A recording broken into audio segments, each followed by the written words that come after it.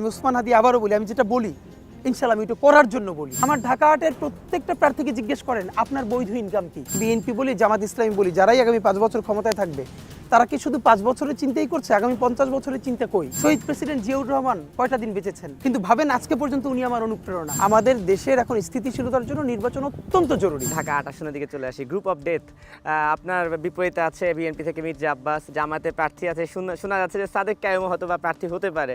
এই যে এত বড় বড় প্রার্থীদের সঙ্গে আপনি মাঠে নামছেন, আপনার আসন নিয়ে এখন আপনার মূল্যায়ন কি, যে এদেরকে আপনি কিভাবে দেখছেন, বা আপনার আসনে আপনি কোনো প্রতিকূলতা পাচ্ছেন কিনা এখন পর্যন্ত? প্রথমত হলো হেভিওয়েট শব্দটা যদি মানুষের ভালোবাসার সাথে কানেক্ট করানো যায় তাহলে ঢাকা আটের এখন সবথেকে হেভিওয়েট প্রার্থী ওসমান হাদি ইনশাআল্লাহ।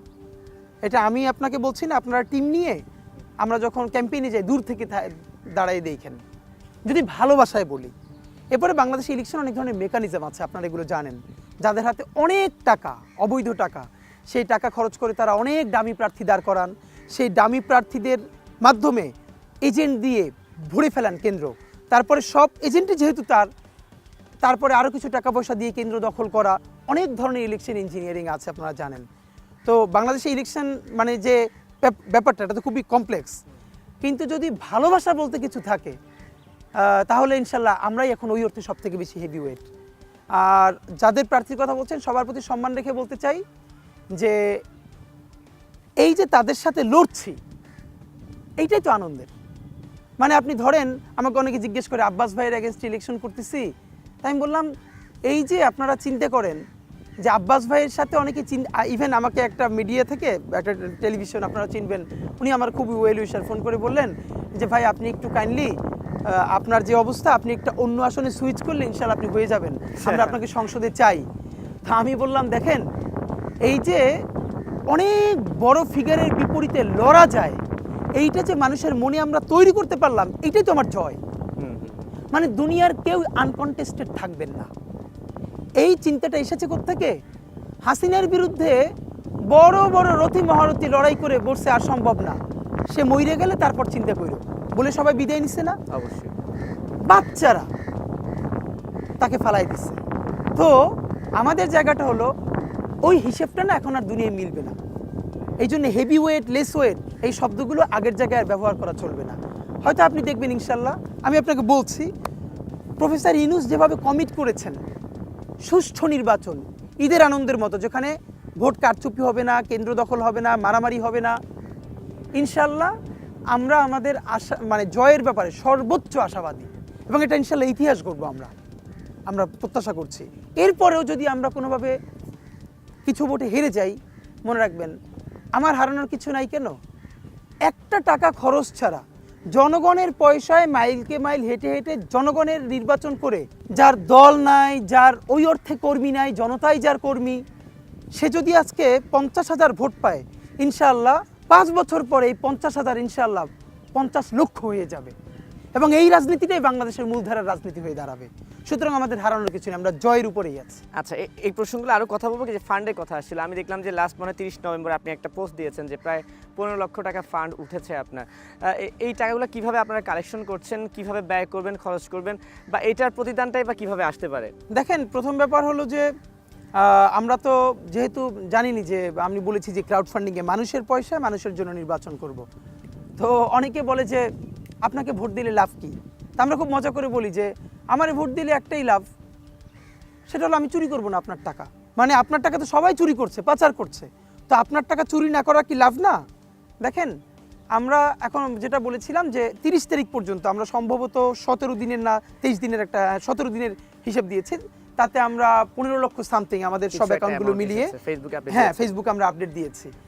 এবং আমি এটা গত 1.5 বছর ধরে বাংলাদেশে আপনারা জানেন আমরা ইনকিলাব মঞ্চ থেকে যত প্রোগ্রাম করেছি, 5,000 টাকা থেকে শুরু করে 50,000 টাকার রেঞ্জের প্রোগ্রাম, আমরা প্রত্যেকটা প্রোগ্রাম ক্রাউড ফান্ডিংয়ে করেছি এবং প্রত্যেকটা প্রোগ্রামের পাই টু পাই হিসাব, আয় এবং ব্যয় আমরা বাংলাদেশে প্রথম নজির স্থাপন করে পাবলিক স্টেটমেন্ট দিয়েছি।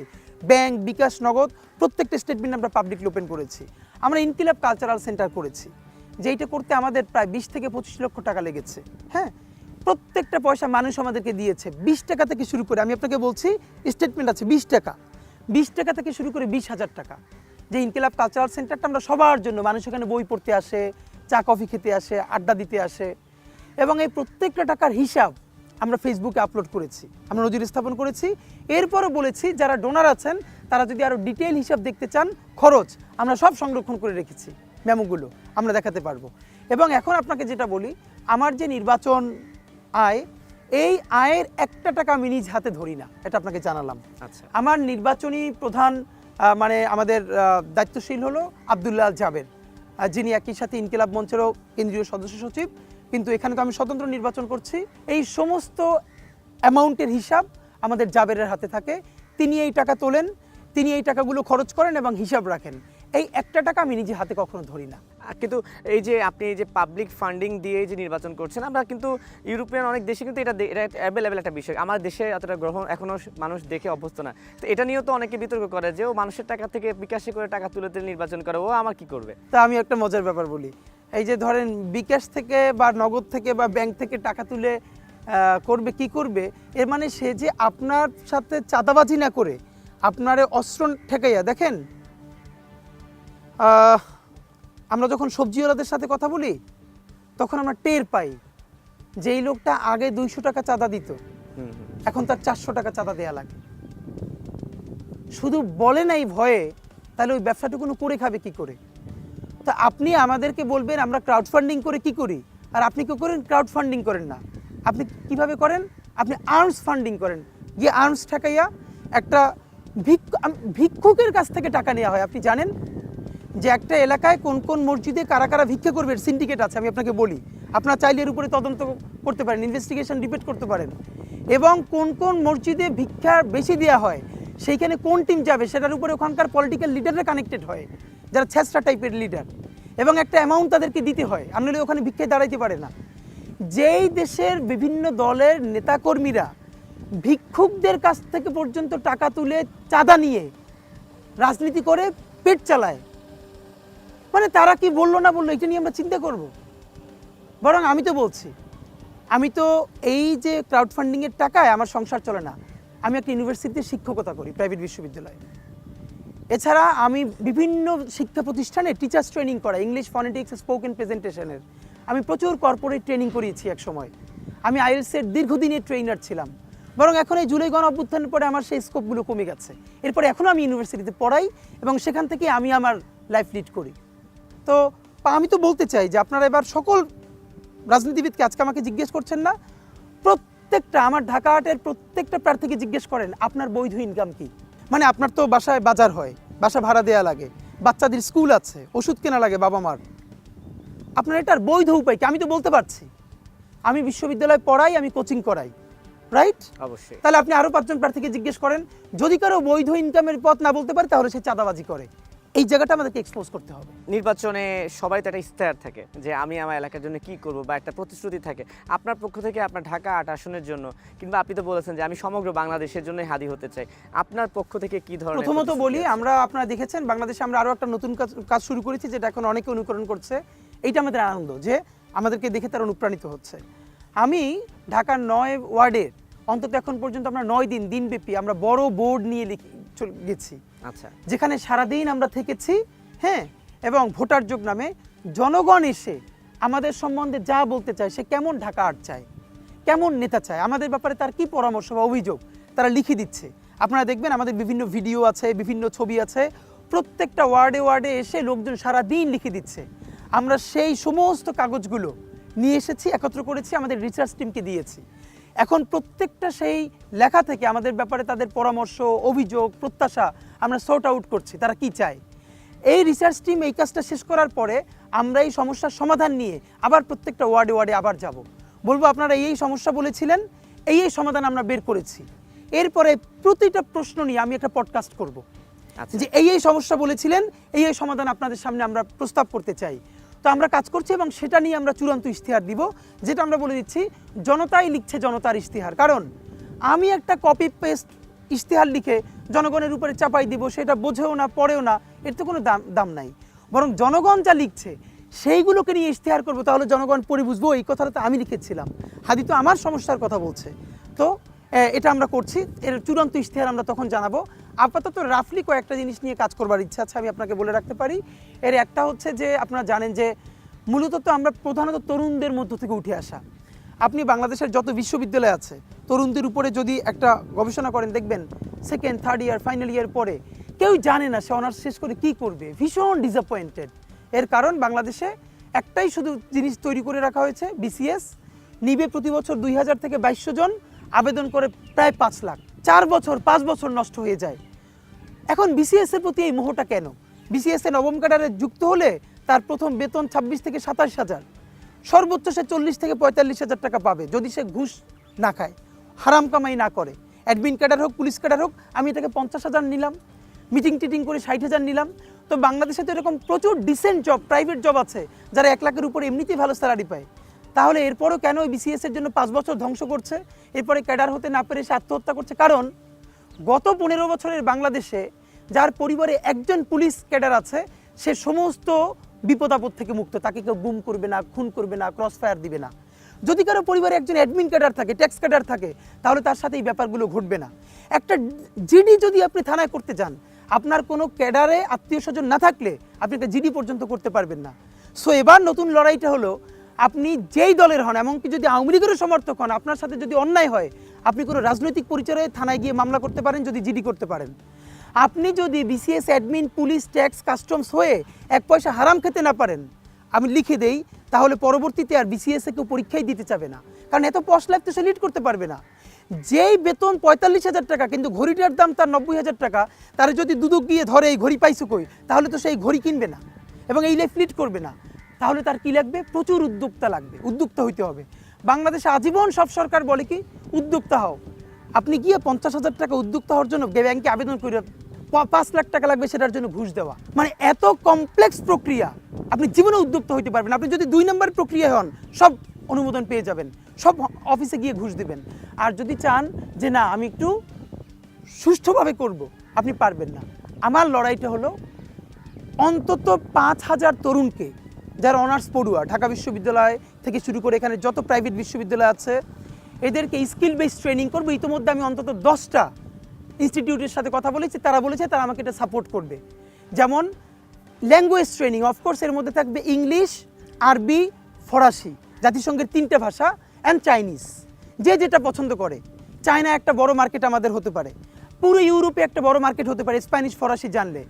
আরবি বাংলাদেশে শুধু ধর্মীয় কারণে তেলাওয়াত শেখানো হয়, কেউ ল্যাঙ্গুয়েজ শেখায় না, অথচ পুরো মিডল ইস্টে আমাদের বিরাট মার্কেট, ল্যাঙ্গুয়েজ জানানো বিধায় কামাই করতে পারে না। আমরা আমি নিজেও যেহেতু 10 বছর ধরে ইংরেজি ভাষা পড়িয়েছি বাংলাদেশের বিভিন্ন বিশ্ববিদ্যালয়ের শিক্ষার্থীদেরকে, আমি নিজে ট্রেনিং করাবো, আমার টিম এবং এই টিমটাকে বড় করে বিভিন্ন ল্যাঙ্গুয়েজ ট্রেনিং তাদেরকে দিব। এর সাথে আইসিটি কেন্দ্রিক অনেকগুলো ভোকেশনাল ট্রেনিং দিয়ে যাতে অনার্স পড়া অবস্থাতেই সে কী করবে এটার একটা গাইডলাইন পেতে পারে। এবং আমাকে ইতিমধ্যে বাংলাদেশের 10টা ফার্ম আমার এই আলোচনাটা শুনে তারা ইতিমধ্যে যোগাযোগ করেছে, আমি যদি শুরু করি তারা আমাকে বিনামূল্যে এই সাপোর্টটা দিবে, তরুণদেরকে এম্পাওয়ার করব। আর একটা কথা বলে রাখি, ঢাকা আর্টের কোনো প্রান্তে চাঁদাবাজি হবে না, এটা আমি আপনাকে বলে রাখি। সিন্ডিকেটটা তো অনেক বড়, সব আমি বন্ধ করতে পারবো কিনা জানি না, 2টো কাজ পারবো। নাম্বার 1, ঢাকা আর্টের একটা সবজিওয়ালা, ভ্যানওয়ালা কাছ থেকে যদি কেউ চাঁদা তোলে, আমি ওসমান হাদি সেটা শুনলে আমার টিম নিয়ে সেখানে গিয়ে দাঁড়াবো। তার কাছ থেকে চাঁদা তুললে আমার গায়ে হাত দিয়ে তুলে তারপরে দিতে হবে। আর যদি অনেক রাঘব বোয়াল হয়, যিনি নিজে যান না, তার লোক পাঠান, তাহলে তার নামটা তো জানবো। সংসদে না 10 বার এমপি হওয়ার কোনো দরকার নাই, জীবনে ইম্প্যাক্টফুল কাজ 1বার 2বার করতে পারলেই হয়। এটা আমি আগেও বলেছি, আবারও বলি, যেই রাঘব বোয়ালরা তাদের ছানাপোনা পাঠিয়ে চাঁদাবাজি করাবেন ঢাকা আর্টের মধ্যে, আমি সংসদে দাঁড়াইয়া বিসমিল্লা বইলা প্রত্যেকের নাম প্রকাশ করে দিব, এরপরে যা আছে কপালে আমার হবে, এইটা আমি করবই। নাম্বার 3, পুরো বাংলাদেশের চিকিৎসা ব্যবস্থার হাব হলো শাহবাগ, শুধু ঢাকা আর্টের না, পিজি, বারডেম, ঢাকা মেডিকেল, এমনভাবে সিন্ডিকেট করে রাখা হয়েছে। চিকিৎসা তো চিকিৎসা, আপনি মরে গেলে আপনার লাশটা পর্যন্ত নিয়ে অ্যাম্বুলেন্স সিন্ডিকেট করা হবে। আপনাকে চাওয়া হবে 20,000 টাকা, ওই 20,000 টাকার কমে যদি কোনো 15,000 টাকায় যেতে চায়, আপনার লাশ সেখানে তুলতে দিবে না। আপনি চিন্তা করেন, এমন দেশে আমরা আছি। আমি ইনকিলাব মঞ্চের ভাইদের এবং ঢাকা আর্টে আমার তরুণ বন্ধুদেরকে নিয়ে আমরা একটা ভলান্টিয়ারি টিম করব, যাদেরকে আমি মানুষের কাছ থেকে টাকা নিয়ে প্রতিদিন 500-700 টাকা করে তাদেরকে দিব, এই ভলান্টিয়ারি সার্ভিসটা যারা দিবে।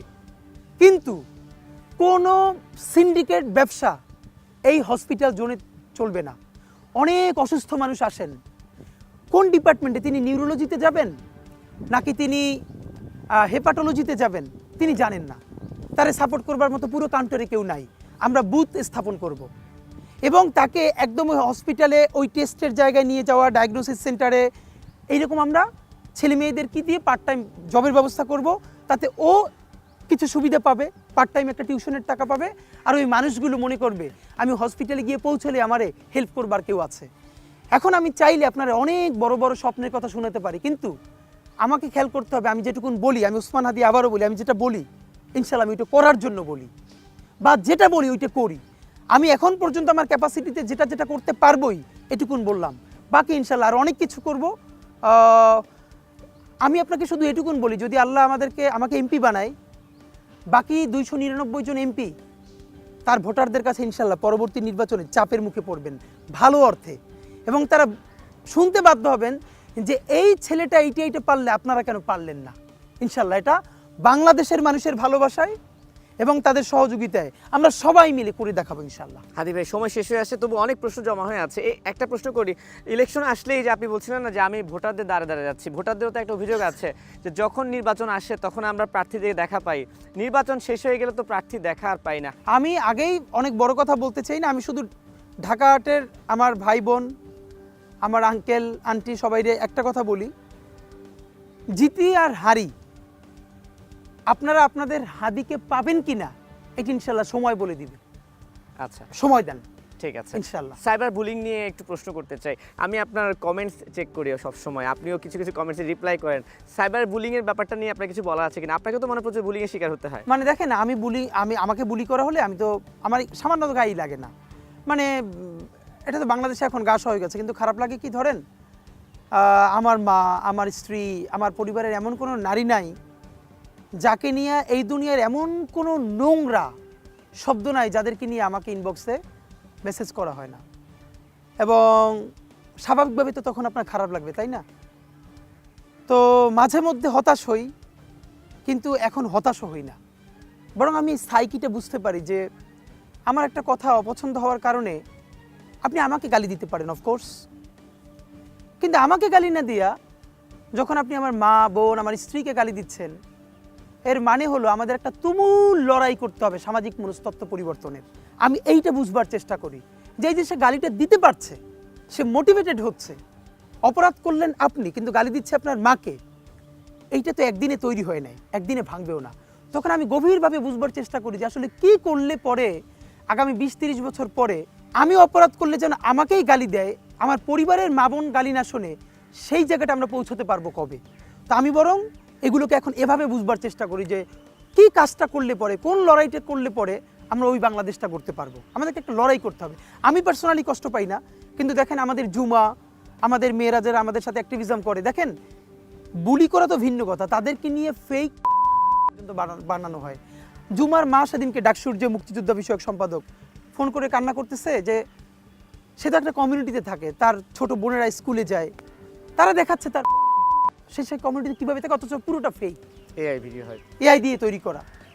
খুব কঠিন লড়াই, খুব। কিন্তু এখানে যে বিষয়টা তুলতে চাই, তাহলে ধরুন আমরা সাইবার সুরক্ষা আইন নিয়ে যেটা হয় কি, যখনই মামলা হয় তখনই আবার বলা হয় যে বাক স্বাধীনতায় হস্তক্ষেপ। এখন গালি দেওয়া মানে কি বাক স্বাধীনতা, বা এটাকে আসলে কন্ট্রোল করা যায় কিভাবে? দেখেন এইটার ব্যাপারে এবং আমি এইটা খুবই কঠিন, খুবই কঠিন। আমি আপনাকে অন্তত এটুকুন বলতে চাই, ধরেন একদম নামে আইডি যে ব্যক্তি পরিচিত, তিনিও তো অনেক সময় বুলি করছেন, খারাপ কথা বলছেন, তার ব্যাপারে তো আপনি অ্যাকশন নিতে পারেন।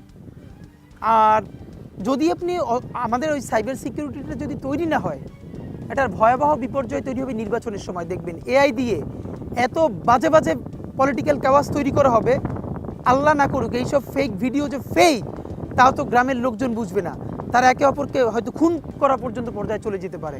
সুতরাং বাংলাদেশের সামনের আমি যেটা মনে করি, সাইবার সিকিউরিটি সব থেকে বড় গুরুত্বের জায়গা দিয়ে দেখা দরকার, যাতে করে র্যাপিড রেসপন্স নেওয়া যায়। এইরকম কোনো পেজ তৈরি করলে সাথে সাথে ব্লক করলে তাদেরকে যেন আইনের আওতায় আনা যায়, এটাই এখন আমাদের সব থেকে বড় ভাবনার বিষয়। আর একটু আগে দেখছিলাম প্রায় একে একে আপনি শুটিংয়ে আসছিলেন, আপনার সঙ্গে দেখা হচ্ছিল প্রচারণা শেষ করে। এই যে একা একা চলাফেরা করছেন, জীবন নিয়ে শঙ্কায় ভুগেন না কখনো, যে মনে হয় না যে জীবন নিয়ে তো শঙ্কা আছে? ধরেন এখন আমি জীবন নিয়ে শঙ্কা যদি করি, প্রথমত হলো আমি তো আমার কাজে সারাদিনই একা ঘুরতে হয়, কখন আমার সাথে 10টা ছোট ভাই থাকে, কখন আমি সারাক্ষণই একা থাকি। দুইটা ব্যাপার দেখেন, আমি যখন রিক্সায় যাই তখন একজন মাছওয়ালা আমার হাদি ভাই বলে যখন ডাক দেয়, গতকালকে আসছিলাম, আমি আপনার মাধ্যমে বলে রাখি, যদি এই ভিডিওটা শুনে, রিক্সাটা অনেক জোরে আসছিল একটা দোকানের সামনে থেকে, বাচ্চাটা ওর কণ্ঠ শুনে বুঝতে পারছি 8 বা 9-এর হবে। আমি থামাইতে পারি নাই, ও দোকানের মধ্যে কিছু খাচ্ছিল, জোরে হাদি ভাইয়া বলে জোরে একটা চিৎকার করছে। আমার কালকে রাত থেকে খুব খারাপ লাগতেছে যে আমি থামাইয়া ওকে রেসপন্স করতে পারলাম না।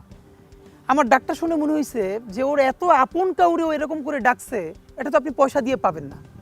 সুতরাং ওই পরিমাণ সুরক্ষার মধ্য দিয়ে গেলে এই যে মানুষের সাথে মানুষের কাছ থেকে লেসন নেওয়া, এটা তো বন্ধ হয়ে যাবে। দেখেন, হায়াত মৌতের মালিক আল্লাহ, ন্যূনতম সিকিউরিটি নিয়ে চলাও হলো সুন্নাহ। কিন্তু আমাদের লড়াইটা হলো, আমার মা স্বাভাবিকভাবেই কান্নাকাটি করেন, আমার পরিবার সবাই। তো আমি আমার মাকে বলেছি যে দেখো, মানে আমরা যে লড়াই নেমেছি, আমার একটা মনে হয় কি, কোনো রাজনীতিবিদের না বাসায় মৃত্যুটা হইতে পারে না, এটা কোনো ভালো মৃত্যু না। যিনি রাজনীতি করেন, যিনি লড়াই করেন, যিনি বিপ্লবী, যিনি সংগ্রামী, তার মৃত্যুটা হবে একটা সংগ্রামের মধ্য দিয়ে, একটা রাজপথে, একটা গ্লোরির মৃত্যু। আমি তো ভীষণভাবে প্রত্যাশা করি, আমি ছোটবেলা থেকে এই স্বপ্নটা দেখি, অনেক জায়গায় বলেছি, যে একটা তুমুল মিছিল হচ্ছে অন্যায়ের বিরুদ্ধে, সেই মিছিলের সামনে আমি আছি, কোনো একটা বুলেট এসে আমার বুকটা হয়তো বিদ্ধ করে দিয়েছে, এবং সেই মিছিলে আমি হাসতে হাসতে আমি শহীদ হয়ে গেছি। এবং সবাই যখন মৃত্যুটাকে ভীষণ ভয় পায়, আমি তখন হাসতে হাসতে আল্লাহর কাছে ভীষণ সন্তুষ্টি নিয়ে পৌঁছতে চাই যে আমি একটা ন্যূনতম ওই জীবনটা লিড করতে পারলাম, যে আমি একটা ইনসাফের হাসি নিয়ে আমি আমার আল্লাহর কাছে পৌঁছতে চাই। সুতরাং আগামী 50 বছর বাঁচলাম, কোনো ইম্প্যাক্ট তৈরি হলো না আমারই দিয়ে, দেশের জন্য, রাষ্ট্রের জন্য, উম্মার জন্য, জাতির জন্য। কিন্তু আমি ধরেন 5 বছর বাঁচলাম, সেটার মধ্য দিয়ে যদি আগামী 50 বছরের ইম্প্যাক্ট তৈরি হয়, তাহলে অনেক দিন বেঁচে থাকায় কি সাফল্যের বলেন? শহীদ প্রেসিডেন্ট জিয়াউর রহমান কয়টা দিন বেঁচেছেন, কিন্তু ভাবেন আজকে পর্যন্ত উনি আমার অনুপ্রেরণা। হাঁটতে হাঁটতে আমার পা ফুলে যায়, আমি, আমার টিম, সেদিনকে ব্যাগের মধ্যে জুতো নিয়ে তারপরে একটা শপিং মলে ঘুরছিলাম, মানে পা ফুলে গেছে, পা জুতোয় ঢুকাতে পারছিলাম না। তো জিয়াউর রহমানের একটা ওনার গল্প মনে পড়ছিল, যিনি মাইলকে মাইল যখন হাঁটতেন, ওনার সাথে স্টাফদের পা ফুলে যেত, কিন্তু ওনার তো আর্মি ট্রেনিং আছে। তখন তাকে বলতো যে স্যার আপনার তো আর্মি ট্রেনিং, আমরা তো আর পারি না। এই জন্য ওনাকে মানুষ রাখাল রাজা বলতো। তা আমরাও সারা বাংলাদেশের 56,000 বর্গমাইলে হাঁটতে চাই, আমরা ইনসাফের চাষাবাদ করতে চাই, একটা স্বাধীন সার্বভৌমত্বের সততার বাংলাদেশ তৈরি করতে চাই। আল্লাহ যে কয়দিন হায়াতে রাখবেন এই লড়াইটা করব, যেদিন নিয়ে যাবেন আমি স্বপ্ন দেখে যেতে চাই, আমি আমাদের এমন টিম, আমি আমার সন্তানকে রেখে যেতে চাই, আমার মৃত্যুর পরে যেন এই লড়াই বন্ধ না হয়, এই লড়াই যেন বাংলাদেশে কিয়ামত পর্যন্ত জারি থাকে। ঠিক আছে ওসমান হাদি ভাই, আপনাকে অসংখ্য ধন্যবাদ। একটা মজার প্রশ্ন দিয়ে শেষ করতে চাই, সেটা হচ্ছে যে তরুণদের মধ্যে আপনি খুব জনপ্রিয়, এবং কোনো একটা কারণে আপনার একটা ভিডিও কিন্তু সোশ্যাল মিডিয়াতে খুব ভাইরাল। যখনই কোনো ঝগড়াঝাটি হয়, সেখানে হাদির সেই ভিডিওটা চলে আসে। এই ভিডিওটা নিয়ে কি আপনি শেষমেশ কিছু বলবেন? না, শেষমেশ এটাই, এটা অনেকবার বলেছি, প্রচণ্ড গণহত্যাকারী জালেম নমরুদ ফেরাউনের বিপরীতে একজন অস্ত্রহীন, কণ্ঠহীন, শক্তিহীন মাজলুমের কি থাকে? শুধু জবান। এর মানে হলো মাজলুমের গালিটাই হলো তার মুক্তির মহাকাব্য। আমি আপনাকে আজকে একটা কথা বলে রাখি, শিক্ষিত মানুষের হাতে গালি নিরাপদ, এই কথাটা মনে রাখবেন। গালি একটা উইপন, শক্তিশালী উইপন, কিন্তু আপনি কার বিরুদ্ধে কখন ব্যবহার করবেন এইটা সবাই জানে না। এই গালিটা সবসময় শিক্ষিত মানুষের হাতে নিরাপদ, কারণ সে জানে কাকে গালি দেওয়া যায়, কাকে গালি দেওয়া যায় না। আমি গণহত্যাকারীদেরকে যেভাবে গালি দিব, এই গালিটা আমি কোনোদিন নিশ্চয়ই যিনি গণহত্যা করে নাই তাকে দিব না। এর মানে গালি আপনার সোসাইটিতে ছিল, আছে, থাকবে, কিন্তু আমাদেরকে জানতে হবে কোন গালি কাকে দেওয়া যায় আর কাকে দেওয়া যায় না, এটাই। ওসমান হাদি, আপনাকে অসংখ্য ধন্যবাদ। শেষমেশ আপনার আসনে যারা আছে তাদের উদ্দেশ্যে, কিংবা যারা নির্বাচনের জন্য অপেক্ষা করছে, পুরো একটা দেশ এবার নির্বাচনে ভোট দিতে চায়, তাদের উদ্দেশ্যে যদি কিছু বলার থাকে ছোট্ট করে বলে দিতে পারেন। ঢাকা 8-এ আপনাদের কারো ভাই, কারো বন্ধু, কারো সন্তান ওসমান হাদি যে নির্বাচনটা করছে, আমি যেহেতু কোনো দলের না, সুতরাং ওই দলীয় স্ট্রাকচারের কর্মী আমার নাই। আপনারা জনতাই আমার কর্মী, ঢাকা 8-এর ময়দানটাই হলো আমার দল, এবং জনতা যেই হাদিকে তৈরি করছে, আল্লাহ তাআলার অসীম রহমতে ইনশাল্লাহ সেই হাদি আপনাদের সবাইকে নিয়ে ইনশাল্লাহ বাংলাদেশে নতুন রাজনীতি তৈরি করবে। আপনাদের দোয়া চাই, সমর্থন চাই, ভালোবাসা চাই। ঠিক আছে ওসমান হাদি, আপনাকে অসংখ্য ধন্যবাদ, এত ব্যস্ততার মধ্যেও আমাদেরকে সময় দিয়েছেন। ভালো ধন্যবাদ থাকবেন আপনি। দর্শক, এতক্ষণ কথা বলছিলাম ঢাকা 8 আসন থেকে স্বতন্ত্র প্রার্থী হওয়া ওসমান হাদির সঙ্গে, অনেক কথা বলছি, আশা করি ভালো লেগেছে। যে যেখানে থাকবেন ভালো থাকবেন এবং সময় টেলিভিশনের সঙ্গে থাকবেন।